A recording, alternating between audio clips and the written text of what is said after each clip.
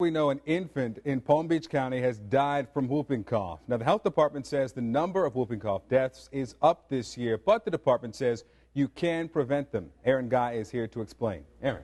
Well, Victor, such a sad story. A 2-month-old baby died from the preventable bacteria, and chances are it was a babysitter, friend, or even a family member that got the baby sick. Now, whooping cough is thought to be something of the past, but it's parents and grandparents who are now passing it on.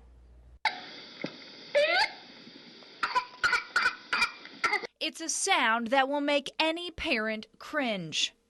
But what some would call a bad cold is really Bordetella pertussis, commonly known as whooping cough, and it's killing babies in Palm Beach County.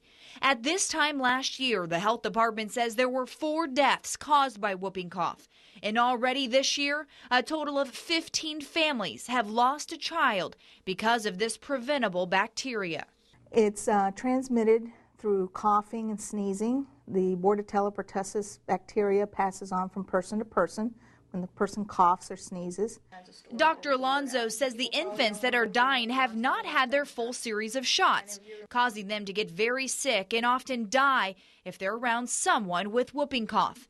And oftentimes, it's the ones who love them the most who are passing it on. What we're seeing is the adults who have not gotten immunized with the tetanus, the grandparents, caregivers who are taking care of children.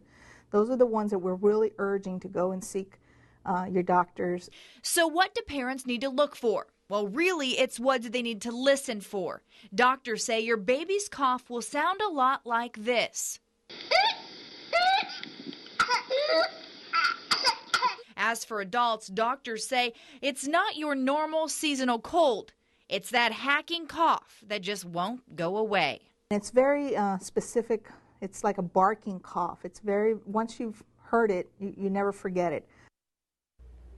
Now, we have a link on our website, WPBF.com, where you can go to the CDC website and you can read more about whooping cough, and of course you can hear that cough firsthand. Okay, so if parents are concerned, what should they do? Well, that's the big question. Chances are your school-age child most likely fine, as long as they've been getting their annual shots. As for adults, if you hadn't had a shot in a while, chances are you aren't up to date. You want to check with your doctor, especially if you're going to be around a baby, but they say really you should be up to date always. A lot to consider, Aaron Guy. Thank you.